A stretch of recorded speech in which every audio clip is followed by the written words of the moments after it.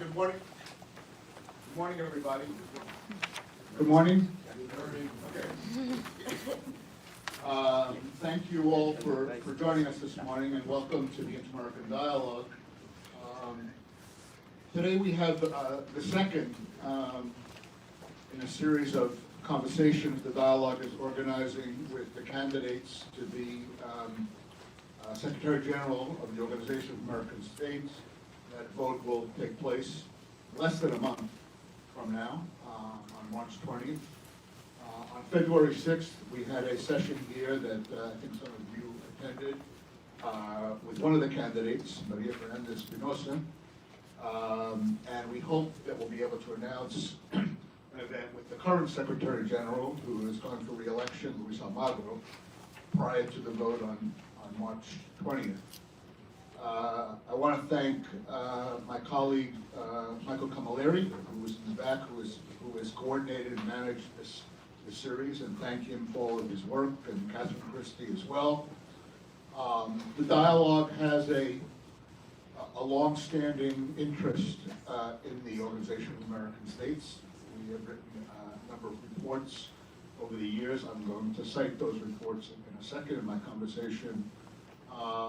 But the founder of the Inter-American Dialogue was Saul Linowitz, and some of you might know, I'm sure younger people probably don't, but Saul Linowitz was the ambassador of the United States, the Organization of American States, during the administration of Lyndon Johnson, which goes back a bit. But that was the origin of this organization. Had a very, very strong commitment to regional cooperation, and the Organization of American States was obviously very, very important and high on the agenda. So there's a long history here.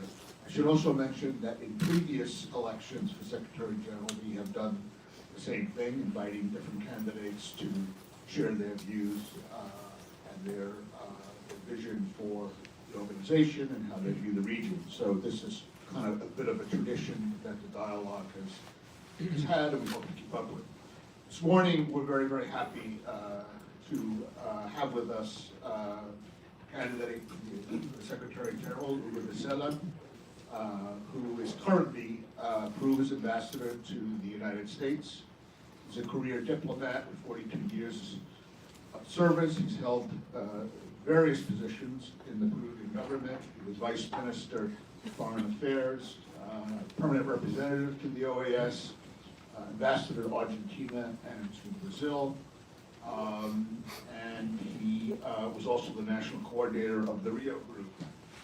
He is also, I think most relevant for this session, has served as Chief of Staff to the Secretary General on two occasions. Once 1989 to 94 under Secretary General Mariano Suarez, and then from 2011 and 2015 under Jose Miguel Insulza. So I want to thank the ambassador for joining us this morning. I want to thank the staff at the team at the embassy for their cooperation. Ambassador de Zela is just back today from a Lima Group meeting in Canada, and we'll want to hear about a little bit more of that in a second. That we'll get to.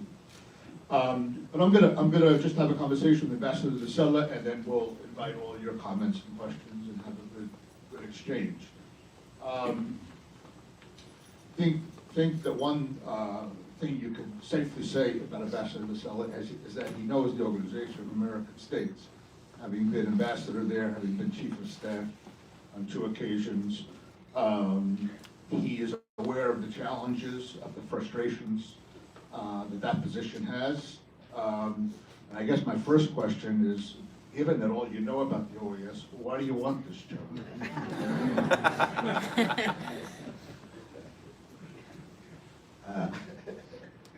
Thank you for the question, Mike.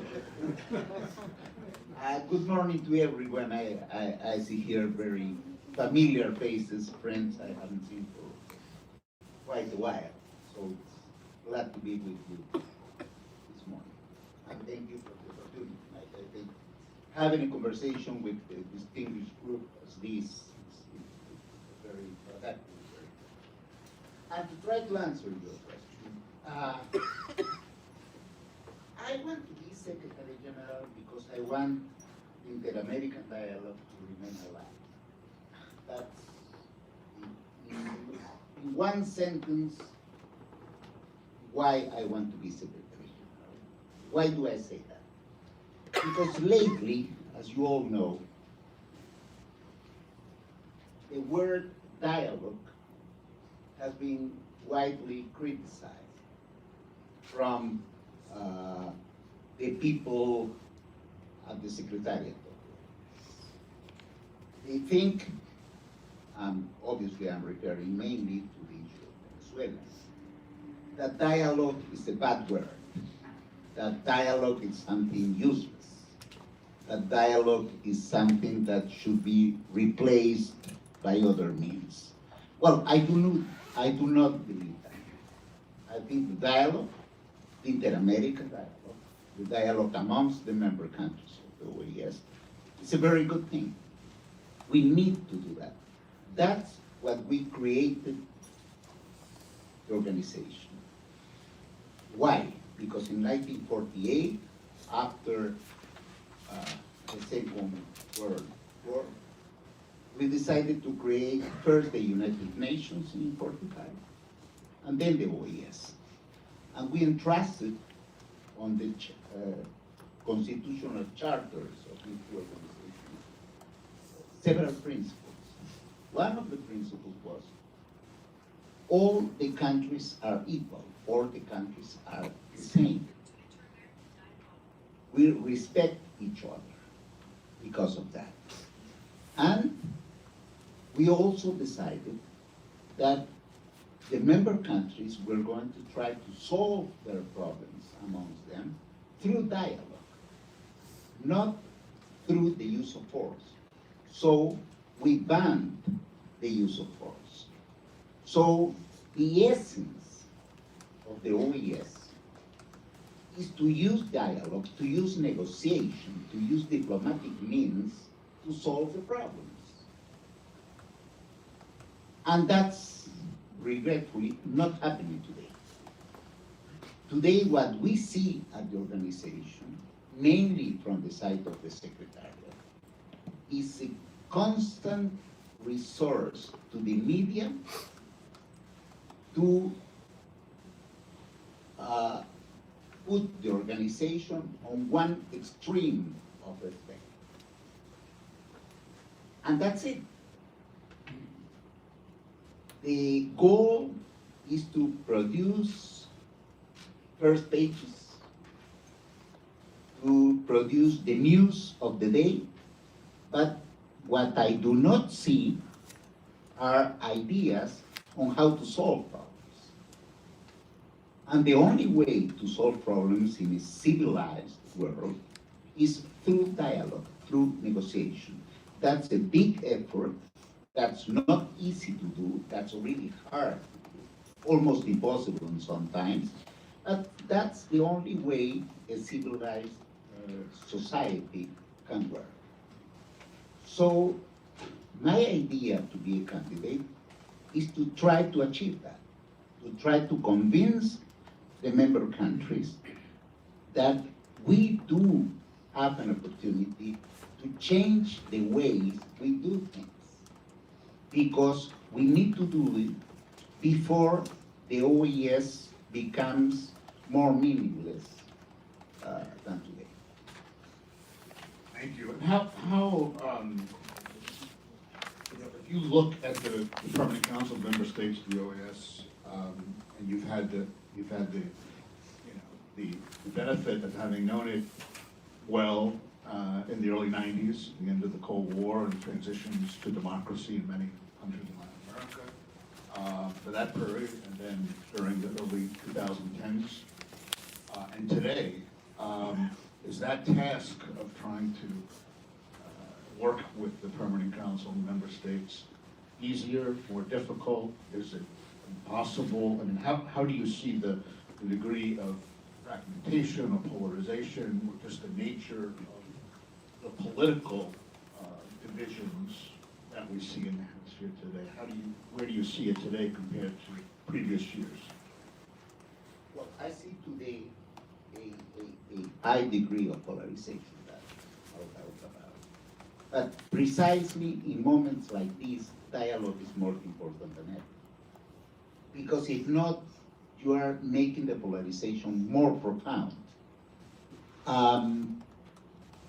Today, what's happening, the interaction among the member countries at the OAS today is to get together, and you get together with the group of countries that think alike your country, and you try to impose a vote to get a resolution, even for the minimal majority. And that's the way it is. The goal is to get the resolution approved. The goal is not anymore try to approve some stance, some position of the OAS that leads to a solution. That was the traditional way of working with the OAS, because you do try to get some broader consensus in order to achieve a real solution.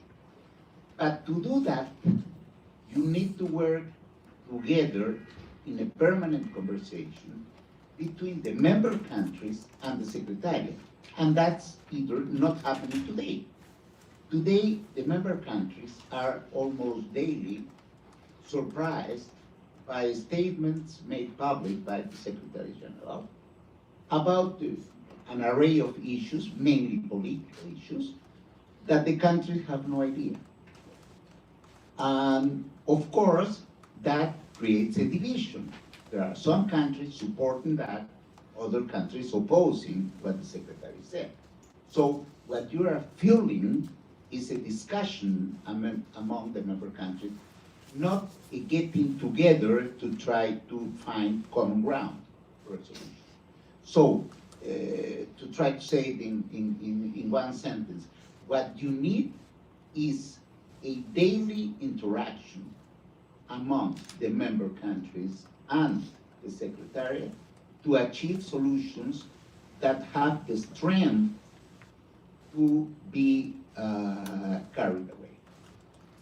As the question that people ask is, isn't there a risk with that approach, which I think sounds very good, and certainly this organization would be the first one to be, wouldn't be against dialogue. But isn't there a risk of, given the polarization you described, of some inability or paralysis to really move forward? Let me read you, if I could, just a paragraph from a 2006 report of the dialogue called "Responding to Political Challenges in the Hemisphere." The effectiveness of the OAS depends on the consistent, vigorous, and sometimes risk-taking leadership of the Secretary General. OAS Charter conveys only limited executive power to the Secretary General. Most formal authority resides in the Permanent Council of each of the 35 member states, represented by an ambassador with a single vote. At best, this arrangement results in extremely slow decision-making. At times, when there are major differences among the states, it could lead to virtual paralysis.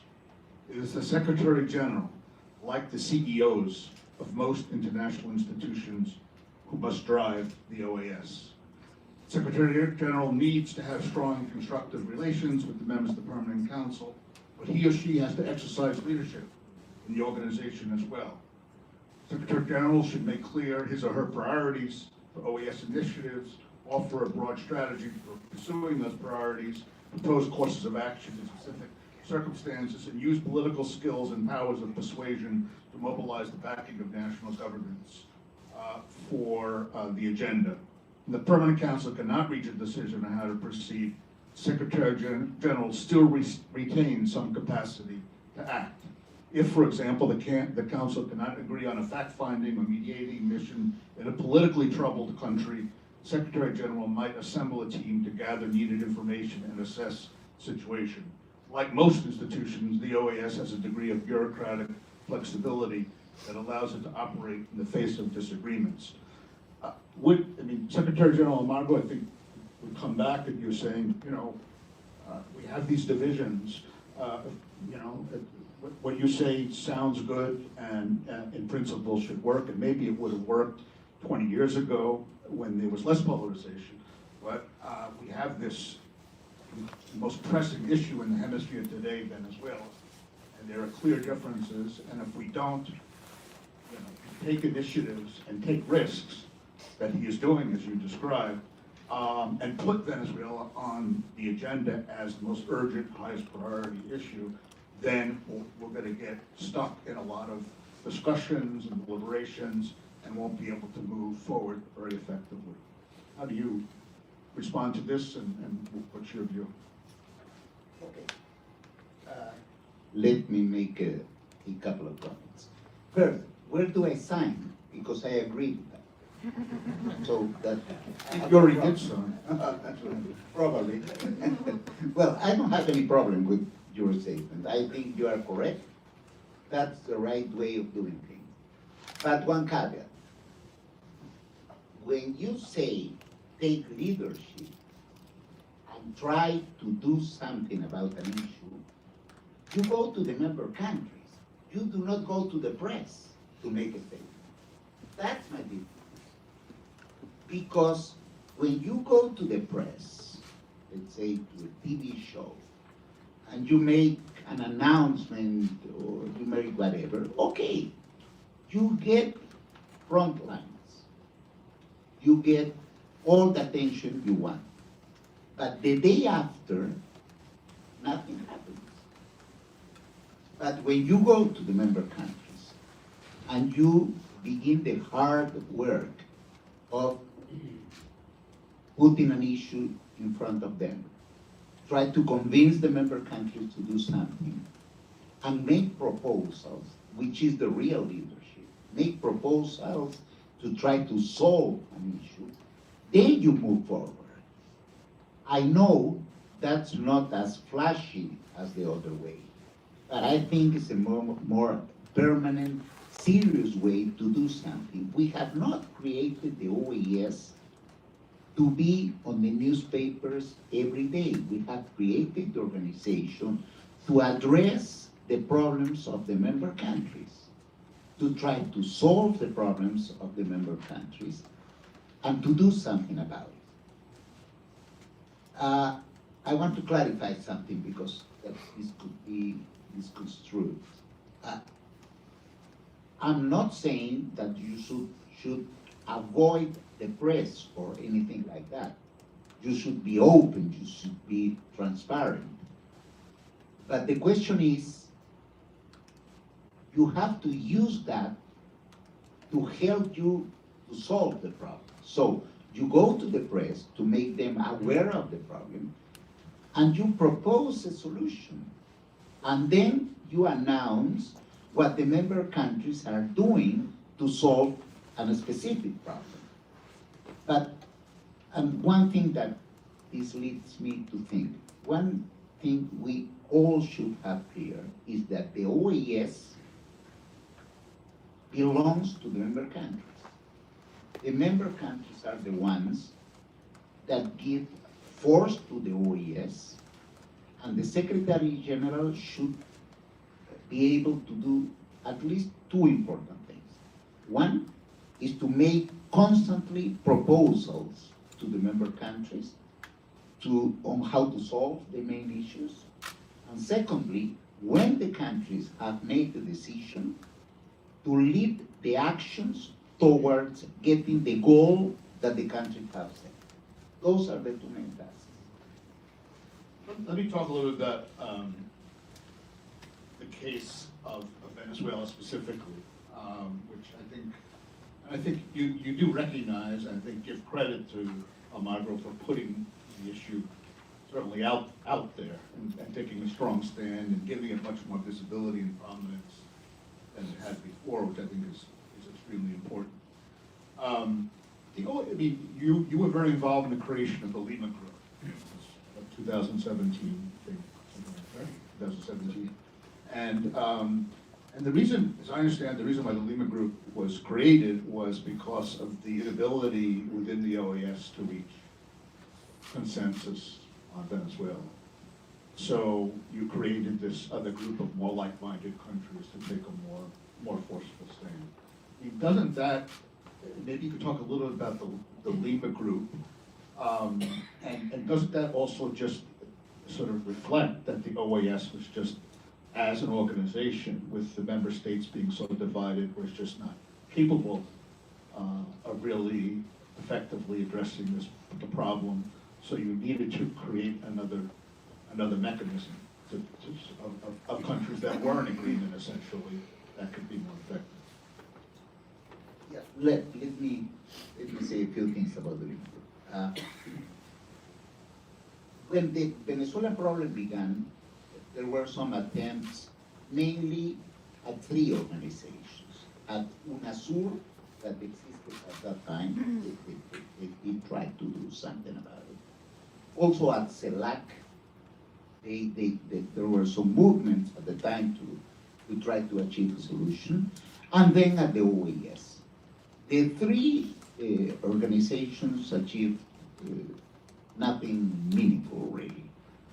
So when we saw this situation and the situation in the field in Venezuela was getting worse, we decided to invite a group of countries to Lima to have, initially, the idea was only to have a conversation to see if we're able to find common ground about what to do in the Venezuelan situation.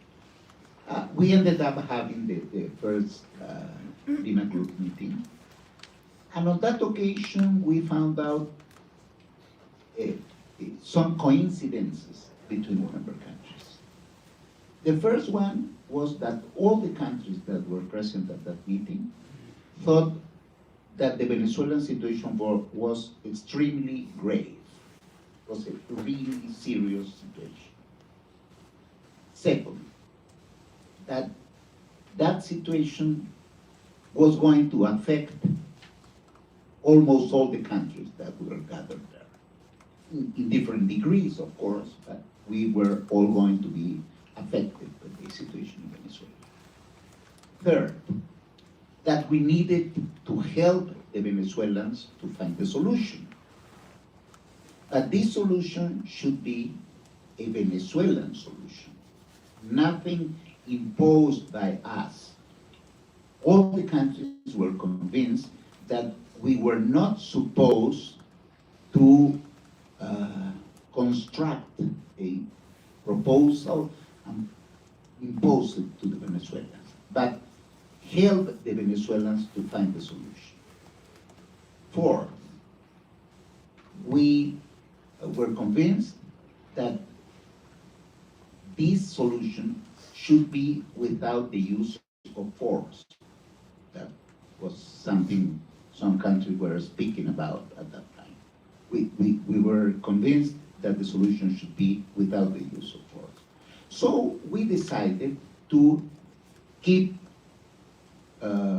contacts among us and to try to do something together. So that was how the Lima group was created. What has happened? The situation has worsened. The situation today is, I don't know, indescribable. You cannot say worse things about the situation in Venezuela. It's really dramatic. And up to now, there have been some attempts to solve problems through dialogue, and that has failed. We have to recognize that. And yes, I do recognize that Secretary Almagro has been very active in putting this issue to the attention of everyone. That has helped a lot, and that's very convenient. I commend him for doing that. But that's not enough. You have to build something, some solution to solve the problem. So, as you said, I'm coming back from a Lima group meeting yesterday in Canada. Very cold, by the way. Yeah, around 0 Fahrenheit. It was but I cool my ideas, so no problem. In any case, what's the Lima Group doing now? We reached the conclusion that keep issuing statements like the ones we have been issuing is not really conducive to a solution. So we decided to change the method. Yesterday, what we issued was a statement by the chair of the meeting, which was the Foreign Minister of Canada, saying basic things. What are the basic things? That we want Venezuela to return to democracy, that should be achieved through elections, and when I say elections, I mean presidential elections, not only legislative elections, both. Third, again, no use of force. Fourth, should be a Venezuelan solution. Fifth, how do you press the Venezuelan government? By building a coalition with all the countries we can get. So the main decision yesterday from the group of Lima was to reach out to countries all over the world to see if they agree with these main principles and they are willing to get together to press the Venezuelans to get to a solution. So the first one are going to be the members of the European community, and we are going to try to convince them to join us in this effort. And we are going to talk to every country we can. We are devising a plan to see what member country of the group of Lima goes to what other country, and we are going to do that immediately to try to solve things. And actually, we think that this might work, because if you have almost all the world pressing for a solution, that's a very good, powerful tool. So let's see if it works. Does that include allies of the Maduro regime? Or? Yes, of course, because those allies will have to be part of the solution. We have to convince them that they cannot remain as part of the problem. They should be part of the solution. Yes. If you had a point to one or two examples of where the approach that you've outlined here, you know, how you really resolve problems, and dialogue and negotiation, which is the question I always get from open dialogue, so I'm asking you, where the OAS has really achieved, you know, something very important in addressing a problem in a troubled country, maybe not as troubled as Venezuela or other countries. What could you cite as an example of that, where it's really worked? It shows the OAS could be effective. A couple of examples. One, maybe some of the older people here will remember at the beginning of the 90s, the coup d'etat in Haiti by General Cedras to then President Jean-Bertrand Aristide. I remember, I was working for the OAS as Chief of Staff at that time. I remember being on a plane the next day after the coup d'etat, going to Haiti, and beginning negotiations at the airport because it was too dangerous to get out even from the airport. And we began a process of negotiation to try to solve the problem. That was a really complicated process. We ended up teaming up with the United Nations, and that was a very powerful alliance in which we ended up reverting the coup d'etat and having President Aristide back on his position as president. That was possible because the member countries, beginning by the way with the United States, were willing to work through the OAS and through the UN to solve the problem.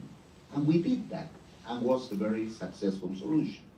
Another example, the almost, I don't know how to qualify it, but let's use the civil war in Central America. That was a huge problem, also in the 90s. I remember being there, working also that time with the UN, and we ended up being in several Central American countries trying to solve the question. I remember being at that time in Nicaragua, in which we made the first modern electoral observation when Violeta Chamorro won election. And then we put in place a process to disarm the Contras. And that worked perfectly well. And we ended up having peace in Central America. And now the relationship between the Central American countries are normal, simply normal. And the OAS helped on that. Third example, Paco, you remember in Guatemala, when President Serrano closed the Congress and closed the judiciary. I was there the next day after that, and we began a negotiating process. And through that negotiating process, we did convince President Serrano to step down. And President stepped down, and we solved the problem. So when you have in the Secretariat the backing of the member countries, you have real strength and you can get results. And that has been proven several times. So I think it works. Thank you. Of course, you have to go back a little bit in history to cite those examples. The problem is that, that was the last 20 years or so, the political landscape was a little bit more, maybe more challenging than those examples that you cited. But I have two more questions, and then I'm going to invite everybody to share their own questions and pose and comments for the ambassador. The first is, the OAS has political challenges, has institutional challenges, but it also has financial and operational challenges. And I just want you to, if you can comment, you were Chief of Staff during Secretary General Insulza.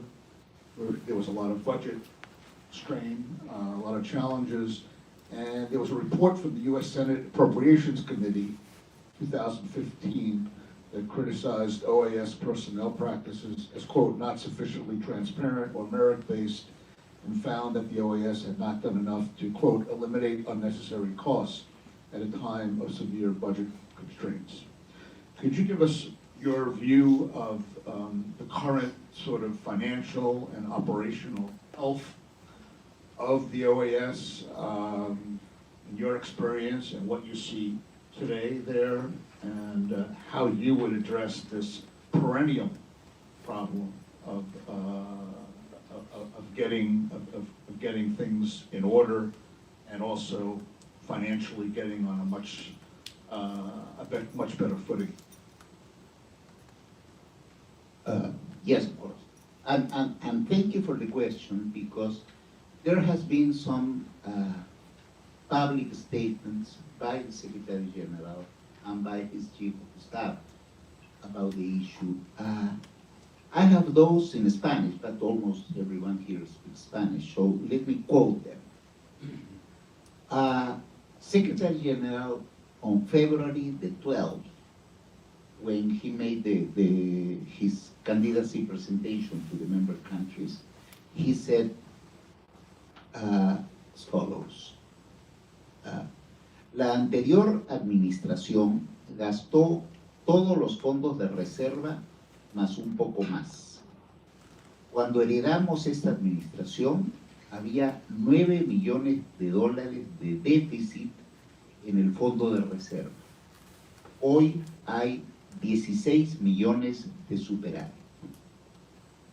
4 days after that, in an interview in the Oppenheimer program, his Chief of Staff, Gonzalo Conque, said, cuando terminan los años de De Zela en la OEA, los fondos del Fondo de Reserva, que es el indicador principal de la salud financiera de la organización, estaba en un déficit de 9 millones de dólares. A esta altura hay un saldo positivo, un superávit de 17 millones de dólares. That was the statement they both made. Let me point out one thing to begin with. The first statement was on February the 12th. The second, 4 days after, on the 16th. And there is a difference on the superávit of $1 million, because Almagro said 16, Conque said 17. So that's wonderful. Earning $1 million in 4 days is not for everyone. But anyway, now let me tell you what the reality is. The reality is that today, that same reserve fund has a deficit of $9.9 million, according to official information by the Secretariat that was presented last week to the Budgetary Committee. But suddenly, they realized that this information was given to the member countries and was withdrawn. So today, it's not anymore available to the member countries because it contradicts what they say publicly. What's the situation? On average, the organization has presented, since 2014, an average of 13 million in quotas, in arrears in quotas. That's more or less the average. Well, today we have in arrears $32 million. So this idyllic situation in which the member countries are today paying and the OAS is floating money is simply not true, according to OAS official information. So what do I propose to manage the administration of the organization? What I propose is not to lie to the member countries, to tell the truth, and to be transparent in the information, and to do something, to work through the structure of the organization. What is happening today is that you have, in reality, two structures in the OAS. The formal one, in which you have people on their positions and they do their work, and you have a superimposed structure, like a shadow structure of advisors to the Secretary General that are making the real decisions. How do you prove this? Let me tell you. Because I will give you only one number. In 2019, the operating expenses in the Secretary General's office has been increased in 205%. 205%. That was the increase in what year? Because, of course, you have to pay for this shadow structure. Those are salaries, and that's done through a method that has been used traditionally in the OAS called CPRs, which are called in Spanish contratos por resultados. So you hire someone, you task that person to do something, that person reports only to the person who hired them, and then they get out. So 205%. That's the kind of things I won't do if elected. I will work through the proper channels, I will work within the structure of the organization, and I will have the member countries permanently informed of what happens in the organization. Thank you. Let me pose one final question, and then we'll open it up.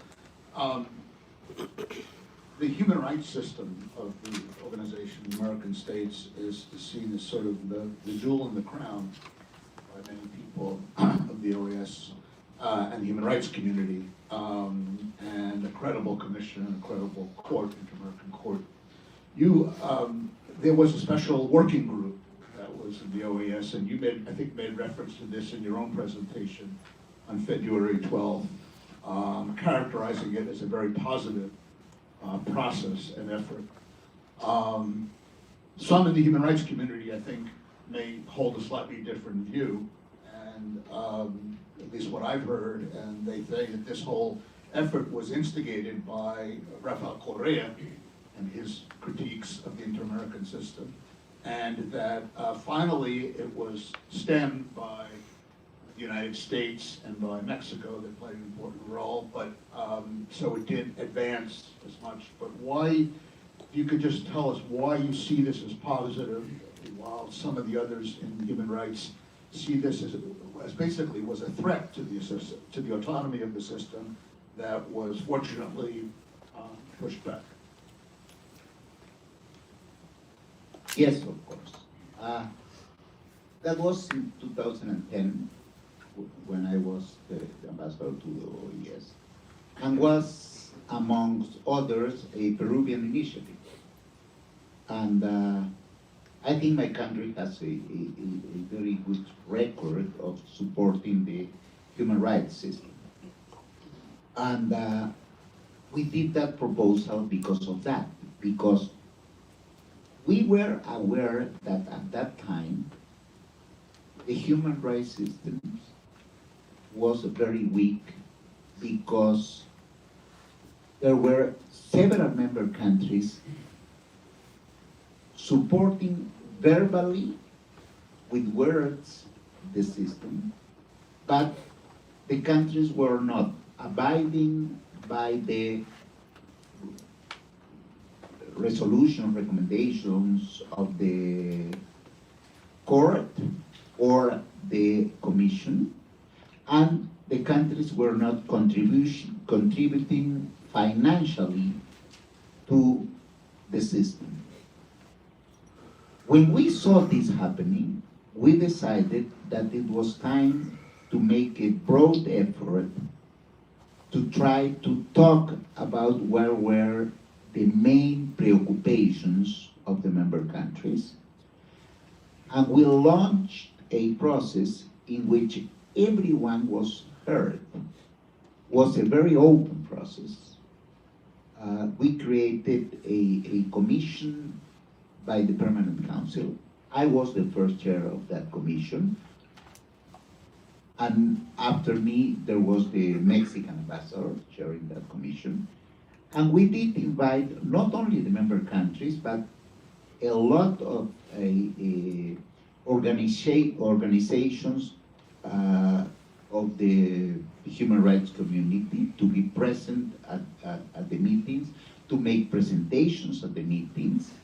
And we ended up with a report that I think contains very good things. What happened after that? Well, I dare to say that that process helped to strengthen the Inter-American system because some questions were solved in the process, and the financial contributions to the system increased from that time on. So in practical terms, that was productive.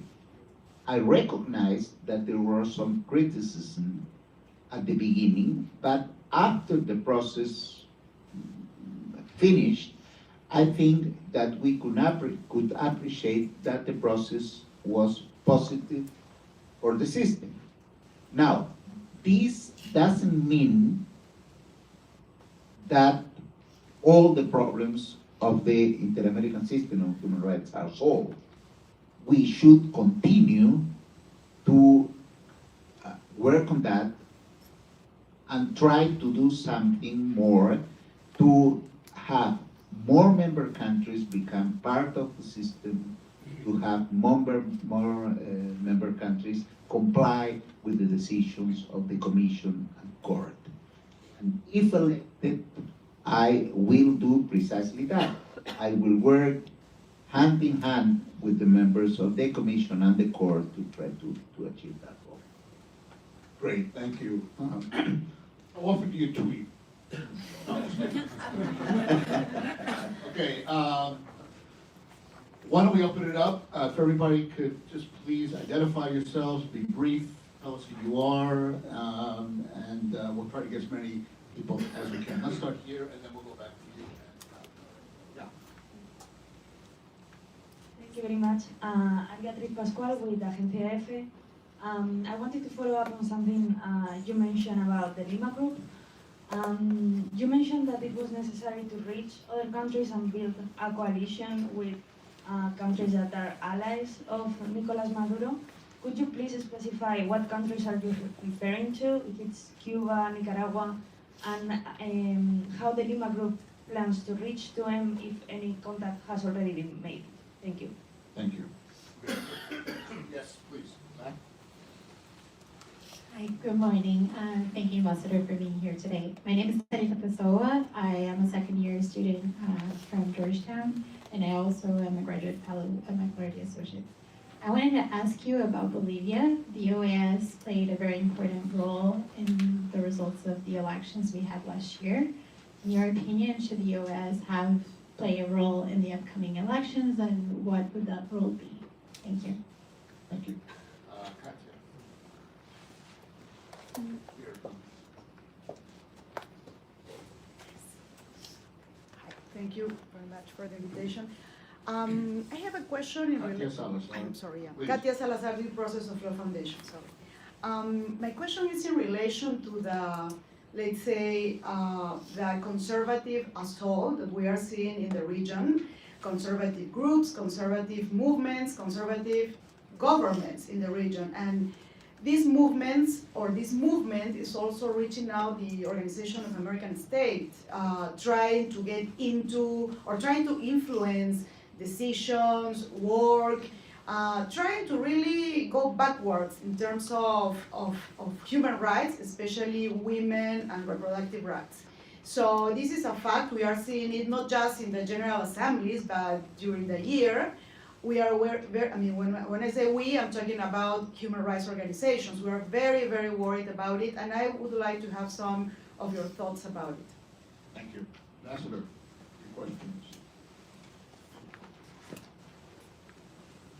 Okay, 3 questions. The Lima Group question. This happened yesterday, so the next step would be to make a coordination among the member countries of the Lima Group to see what countries speaks to which one. In a meeting as short as the one we had yesterday, we had no time to get to specifics, but that will be done in the next few days. What I can tell you is that up front, we are not eliminating any country from our efforts. We are going to try to get as many countries as we can, because we really think that if we can show that the international community stands up for democracy in Venezuela, that would be a very powerful force. And that's the reason why we are not excluding countries. On the contrary, we are trying to include as many countries as possible. On the issue of Bolivia, yes, that's a classic example of the political use of the organization. You all remember, because that was public, that the first statements of the Secretary General was to encourage Evo Morales to run for office again, despite the reports by very respected institutions saying the contrary. But he went there, he encouraged Morales to run. So that was the beginning of this vast process. After that, we had some problems in the election, and we had the report by the Electoral Observation Mission. Yes, I think that was a very clear, a very professional report. But again, the use of that report was clearly political. And then the problem evolved. And only after the social movements in Bolivia moved President Morales to resign, there was a change of pace at the OAS. So this shows us that the organization should remain doing what does pretty well, which is to send an electoral observation mission. This mission should point out what are the main problems that they find, and they report that. And then you begin a process of cooperation with the member country in question to try to solve that problems. You do not get into the internal politics of the country. You help the country to overcome the problems that you have identified. I think that's the work that corresponds to the organization, and that's what I plan to do. On the issue of the conservative movement and the problem of women, maybe. Okay. I have been presented as candidate at my country. So I stand for everything that my country pursues internationally. And we are trying to make a huge effort to protect the right of women in Peru. We have a really serious problem, but the government of Peru is really trying to do something meaningful to diminish the dangers that women are in my country. So that's something I believe profoundly. I said it on my presentation speech at the OAS. And I think the way to work is twofold.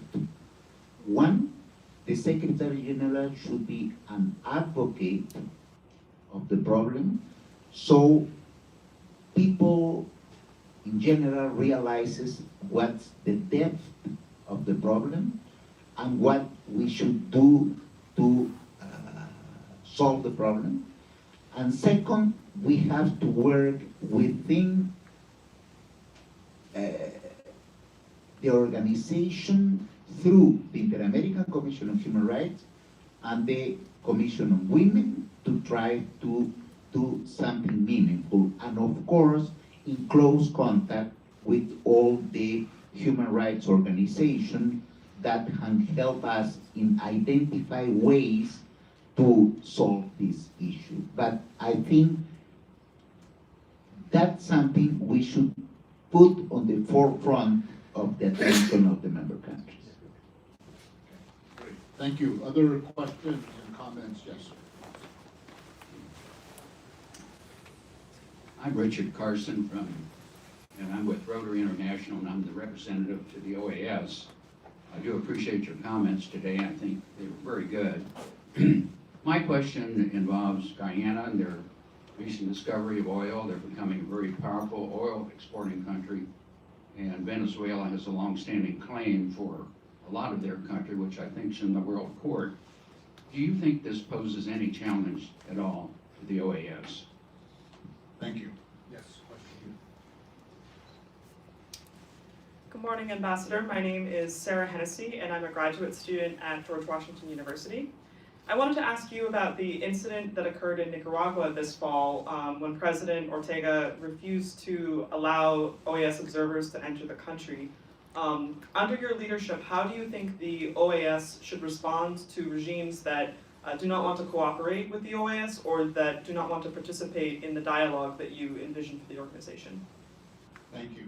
Ambassador Clayton, former ambassador to Peru, a couple of years ago, right? A couple of years ago. And to Nicaragua, and I wanted to Nicaragua, right? follow up on the question that was just asked. To take it to a more general level, one of the issues that seems to have emerged both with regard to Venezuela and with regard to Nicaragua is the question of constitutional legitimacy. And when you talk about elections, elections take place in the framework of an existing constitution in both countries and in other countries in the Americas, of course. And how should the OAS think about this problem of constitutional frameworks within which solutions may or may not be able to be found? Because if I read the tea leaves correctly, the leaders in both Venezuela and Nicaragua say there is a constitutional system which can now be followed and would lead eventually in several years' time to the right kind of solution, but that's clearly not entirely acceptable to the international community or the community in the Americas. So how should one, and I was in Peru during the autogolpe, so the question of constitutional legitimacy seems to be at the heart of the inter-American system. And how would you talk about that, perhaps just a little bit? Thank you.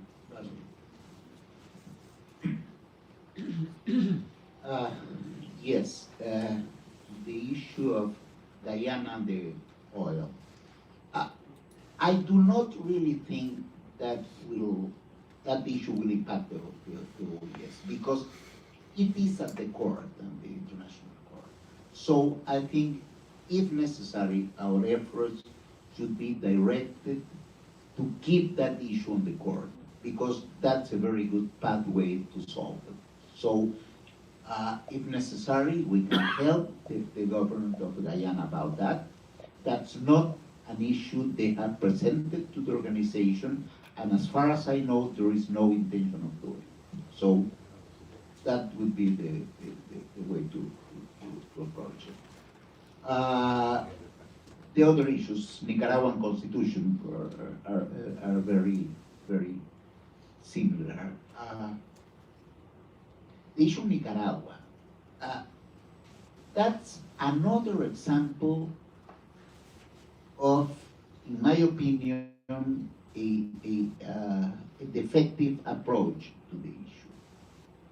Because what was the initiative taken by the Secretariat is to form a committee of countries, no? To talk with the Ortega regime.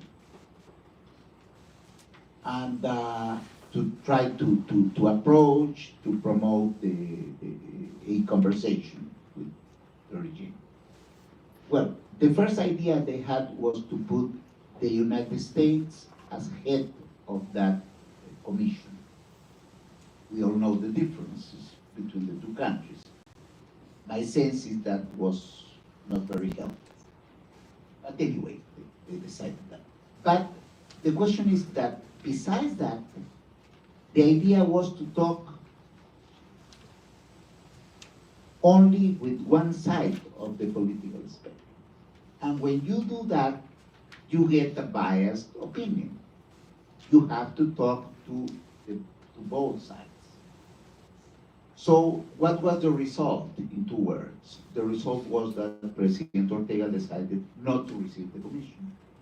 They were not able to travel to Nicaragua, so this ended up in nothing. And that's not the way to solve problems. Again, and to go to the beginning of this conversation, you have to use dialogue as a very powerful tool to solve problems. But dialogue doesn't mean to do it on the press. Dialogue should be, at least at the beginning of a task of solving the problem, be done properly. Properly means using diplomatic means. And that helps you in finding out what are the main common grounds. And from that on, you begin to build something. how do you build something? And I'm going now to the constitutional question. You build something on the basis of something that, thank God, we have, which is the charter, the democratic charter of the OAS. Those are the principles we abide by. We have a consent of all the member countries to abide by the democratic charter. That means, in the first place, that those principles are the ones who are supposed to guide the actions of the OAS, of the member countries, and of the Secretariat. So when you approach to the problem, if you do your work and coordinate with the member countries, you have a powerful tool to approach to a certain country to try to build a solution. And normally, that solution is in accordance with the constitution of that country, and then you have a path to solve the problem. Again, one more time, I'm never get tired of saying this, you do it through diplomacy, you do it through dialogue, but that's the only way. Thank you. Thank you. We can take some more questions, if anybody has any questions. I have one, if I could.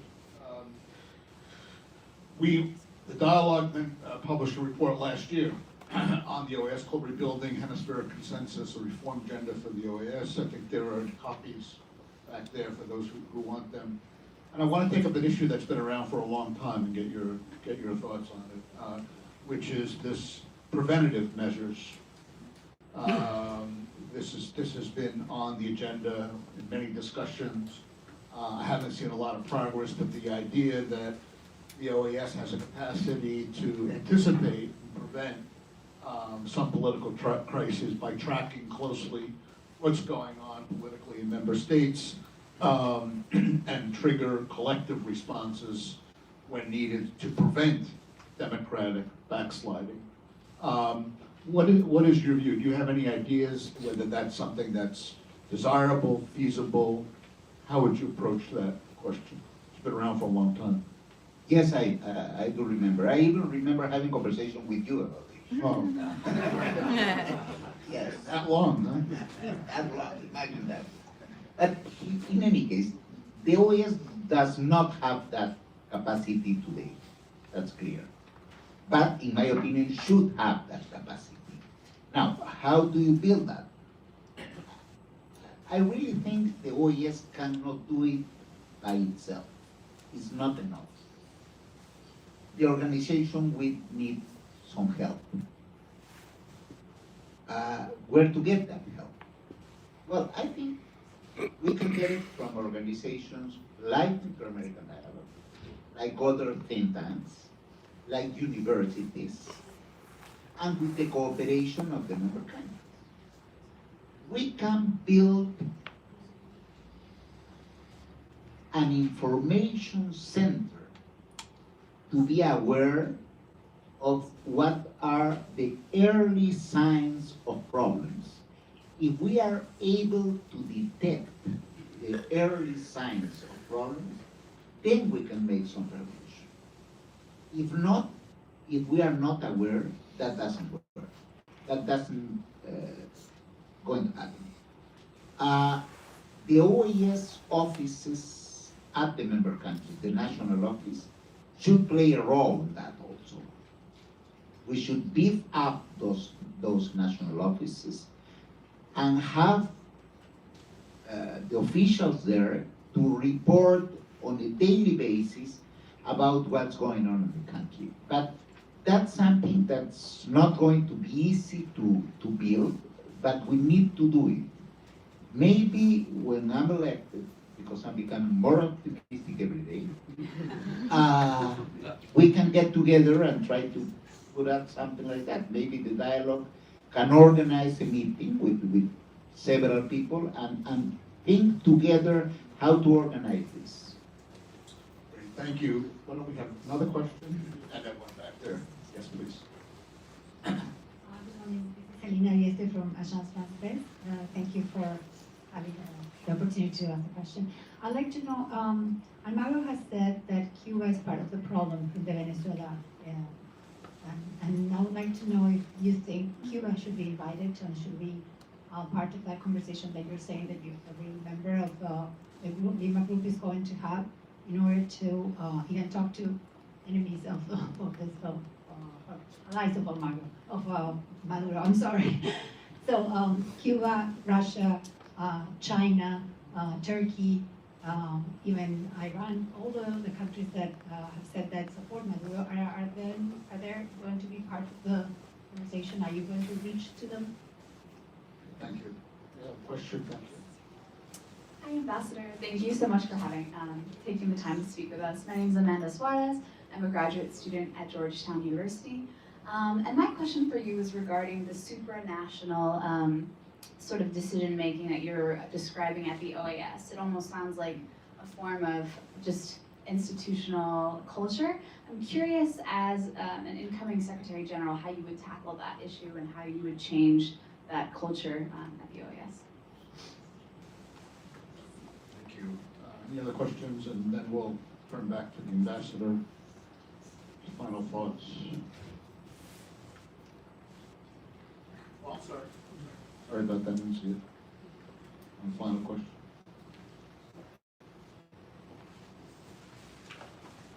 Hi, good morning, Ambassador. Paulo Sosa from HWPL. Just a quick question regarding the resolution that the OAS has at the GA every single year. It's a powerful tool that can bring about much change in the Americas. And as incoming Secretary General, what direction would you like to see the OAS take with regard to the resolution passed in the GA? Would it be focused more on an individual conflict or a general resolution of different conflicts that we see in the Americas through international law? And how can the Latin American countries and the Caribbean countries work together to resolve these broad issues? Thank you so much. Thank you. Ambassador.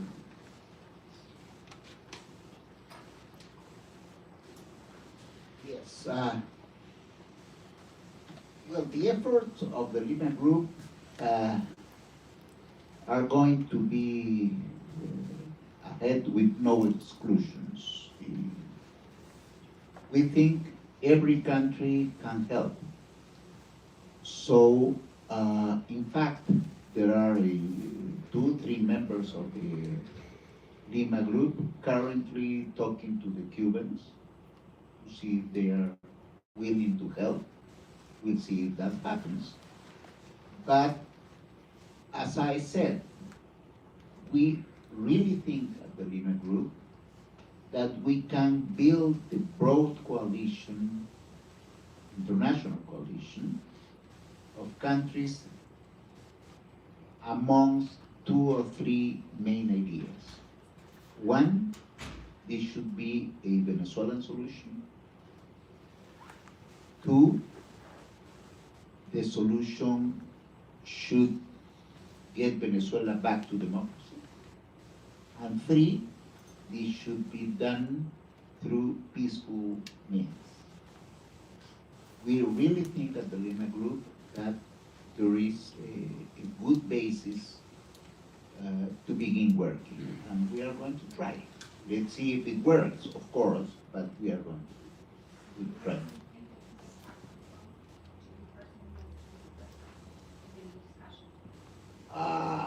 Well, Cuba is part of the situation, I would say that. Boy, we learned some lessons from the United States. How about the United States? Is the United States part of the situation, or part of the problem, or part of the solution?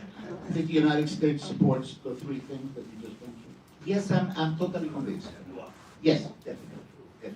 So I'm really optimistic that the United States will be part of this. And believes in this kind of Oh yes, dialogue process. oh yes, definitely. Well, about the culture of dialogue and the resolutions of the organization, yes, as Secretary General, I will try to have a daily conversation with the member states. That's what's lacking mainly today. We need to go back to the fundamentals of what an international organization is, which is a place to be together, a place to talk about the main problems, the main issues, and to find ways on how to solve these main issues. That's what we created international organization for. So that's what I will try to impose. And if necessary, and when is necessary only, then we should resort to resolutions. But resolutions should be also a result of the dialogue. You can not make the opposite way, meaning you cannot make a draft of a resolution and then turn to impose it to the member countries. The resolution should come as a result from the common ground that you find through dialogue. And I think that's the best way of doing it. So, as you see, Mike, I believe profoundly in the Inter-American dialogue. Thank you, Ambassador De Zela, for that